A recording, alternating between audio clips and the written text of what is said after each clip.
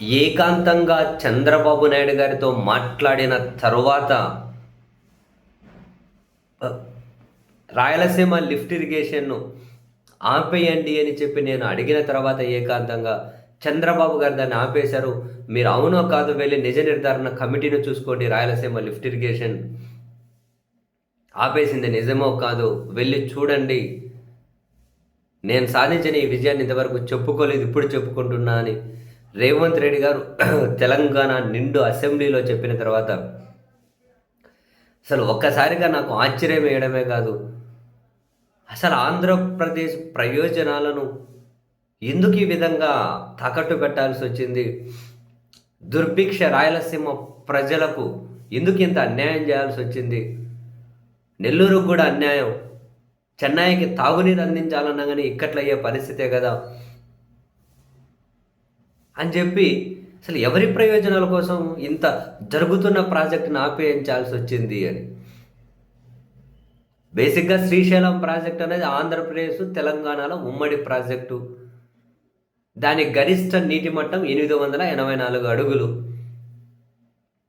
అయితే 841 అడుగుల దగ్గర పోతిరెడ్డిపాడు హెడ్ రెగ్యులేటర్ను అమర్చారు. శ్రీశైలంలో 880 అడుగుల పైన నీటి మట్టం ఉంటేనే ఈ పోతిరెడ్డిపాడు హెడ్ రెగ్యులేటర్ అసలైన డిజైన్ ద్వారా, అంటే దాని డిజైన్ ద్వారా 44,000 క్యూసెక్ల నీటిని తీసుకెళ్ళచ్చు. 880 అడుగుల పైన ఉంటే శ్రీశైలంలో పోతిరెడ్డిపాడు హెడ్ రెగ్యులేటర్ ద్వారా 44,000 క్యూసెక్ల నీరు తీసుకెళ్ళొచ్చు కిందకు. శ్రీశైలంలో 854 అడుగులే ఉంటే కేవలం 7,000 క్యూసెక్ల నీరు మాత్రమే కిందకు తీసుకెళ్ళొచ్చు. శ్రీశైలంలో 841 అడుగుల నీటి మట్టం ఉంటే కేవలం 2,000 క్యూసెక్లు మాత్రమే కిందకు తీసుకెళ్ళచ్చు. 841 అడుగుల కంటే తక్కువ ఉంది అనుకోండి, తక్కువ ఉంటే ఏం తీసుకెళ్ళాము? సున్నా, గుండు సున్నా, ఒక్క సుక్క నీరు కూడా కిందకు తీసుకెళ్ళలేము. ఇది అక్కడ ఉన్నటువంటి స్వరూపం. అయితే ఆంధ్రప్రదేశ్ విభజన జరిగిన తర్వాత కృష్ణా పరిధి నిర్ణయించేంత వరకు నాగార్జున సాగర్నేమో తెలంగాణ ప్రభుత్వం మెయింటైన్ చేసుకోండి, శ్రీశైలంనేమో ఆంధ్రప్రదేశ్ ప్రభుత్వం మెయింటైన్ చేసుకోండి అని చెప్పి స్పష్టంగా విభజన చట్టంలో ఉంది. కానీ 2014లో అధికారంలోకి వచ్చిన తర్వాత అటు కేసీఆర్ గారు ఇటు చంద్రబాబు గారు అధికారంలోకి వచ్చిన తర్వాత శ్రీశైలం ఎడమగట్టు కేంద్రం మా భూభాగంలో ఉంది కాబట్టి మేమే దాన్ని మెయింటైన్ చేసుకుంటాము అని చెప్పి తెలంగాణ దాన్ని స్వాధీనం చేసుకున్నా కూడా చంద్రబాబు నాయుడు గారి సర్కారు మిన్నకుండిపోవడం ఆశ్చర్యం కలిగించింది. అప్పుడు తెలంగాణ ఎడమగట్టు కేంద్రం తెలంగాణ పరిధిలో భూభాగంలో ఉంది కాబట్టి మేము తీసుకుంటాం, ఆంధ్రప్రదేశ్ విభజన చట్టానికి వ్యతిరేకం, అది మేము తీసుకుంటామని చెప్పి తెలంగాణ తీసుకొని 798 అడుగుల నీటి మట్టం దగ్గరే శ్రీశైలాన్ని ఖాళీ చేయడం మొదలెట్టి వాళ్ళు విద్యుత్ ఉత్పత్తి చేయడం అనేది చేశారు.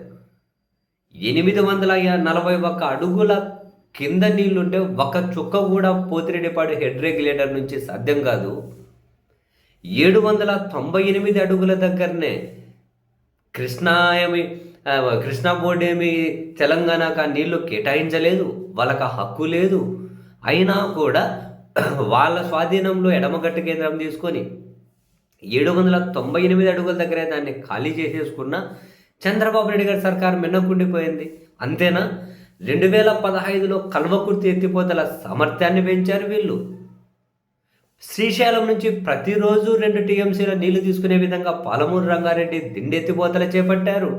ఎక్కడా చంద్రబాబు గారి సర్కారు దీన్ని ఆపలేకపోయింది.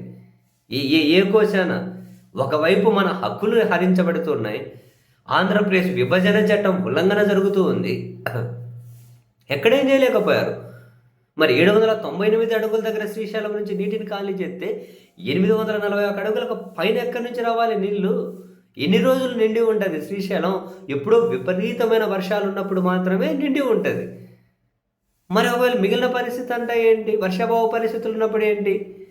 అండ్ పోతిరెడ్డిపాడు హెడ్ రెగ్యులేటర్ ద్వారా చెన్నైకి 15 టీఎంసీలు నీళ్ళు ఇవ్వాలి, ఎస్ఆర్బీసీకి 19 టీఎంసీలు, తెలుగు గంగకు 19 టీఎంసీలు, 27 టీఎంసీలు, గాలేరు నగర్కి 38 టీఎంసీలు, వెరసి మొత్తం 101 టీఎంసీలు నీళ్ళు ఇటువైపు రావాలి కదా, మరి ఎక్కడి నుంచి వస్తాయి?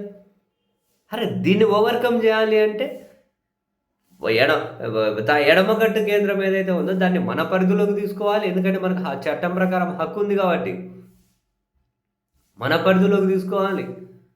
నెక్స్ట్ మనం కూడా 800 అడుగుల దగ్గరే ఫుల్ వర్షాలు ఉన్నప్పుడు, నీటి మట్టం ఉన్నప్పుడే 800 అడుగుల దగ్గర నుంచే రోజుకు 3 టీఎంసీలు ఎత్తిపోసి మనకు రావాల్సిన వాటా మనం తీసుకుందామని జగన్మోహన్ రెడ్డి గారి సర్కార్ రాయలసీమ లిఫ్ట్ ఇరిగేషన్ అనేది చేపట్టింది. రెండు చేశారు. ఎడమగట్టు కేంద్రం చట్టం ప్రకారం మాది కాబట్టి దాన్ని స్వాధీనం చేసేసుకున్నారు. 800 అడుగుల టీఎంసీల దగ్గర 800 అడుగుల నీటి మట్టం దగ్గర రోజుకు 3 టీఎంసీలు పోతిరెడ్డిపాడు హెడ్ రెగ్యులేటర్ నుంచి ఎత్తిపోసి దిగువకు కుడి కాలువలోకి ఆ నీళ్లు పోసి మన వాటా మనం తీసుకుందాము అని. దీనికి రకరకాల ఇబ్బందులు, పర్యావరణ అనుమతులు అవి ఇవి రాకుండా కేంద్రం నుంచి అబ్జెక్షన్ రకరకాలు చేసుకుంటూ వచ్చిన ఆయన ఆ ప్రాజెక్టు ముందుకు తీసుకెళ్లారు. కనీసం రాయలసీమకు తాగునీరు, చెన్నైకి తాగునీరు ఇవ్వడం కోసం అనేది చేపట్టాల్సిందని చెప్పి అట్లనే వాళ్ళు ముందుకు పోయారు. తర్వాత చంద్రబాబు నాయుడు గారు రావడం, ఆ కేంద్ర అటవీ పర్యావరణ శాఖ దగ్గర చాలా బలహీన వాదనలు వినిపించడం, చివరికి ఇప్పుడు రేవంత్ రెడ్డి గారేమో ఏకాంతంగా నేను అడిగినా అది ఆపేయమని ఆపేశారు అంటూ ఉన్నారు. ఇదేం ధర్మం? ఇంత జరుగుతూ ఉంటే, ఇంత చేస్తే ఎందుకు ఆంధ్రప్రదేశ్ ప్రజాప్రతినిధి చంద్రబాబు నాయుడు గారు సర్కారు సరే వాళ్లకు రేవంత్ రెడ్డి గారికి ఏం సాన్నిహిత్యం ఉందో, ఏ ప్రయోజనాలు ఉన్నాయో కాసేపు కథ పక్కన పెట్టండి. మిగిలిన పోనీ కనీసం నెల్లూరు రాయలసీమ ప్రజాప్రతినిధులైనా ఏం చేస్తున్నారయ్యా? ఇంత దారుణంగా మీకెందుకయ్యా పదవులు? ఇంత బ్లాస్ట్ అయిన తర్వాత కూడా కనీసం నైతిక బాధ్యత వహించి రాజీనామా అయినా చేయండి. దేనికయ్యా మీకు? కనీసం జనాలు అరే మీకు ఇంత అన్యాయం జరుగుతూ ఉంటే అసలు చీమ కుట్టినట్లు లేకుండా, కనీసం చైతన్యం లేకుండా ఎట్లా పడి ఉంటారా జనం? మీరైనా వలసలు కావాలంటే వెళ్ళిపోతారు, ఉన్న ఇల్లు ఊర్లు ఖాళీ చేసేసి. కానీ ధైర్యంగా అడగను మాత్రం అడగలేరు.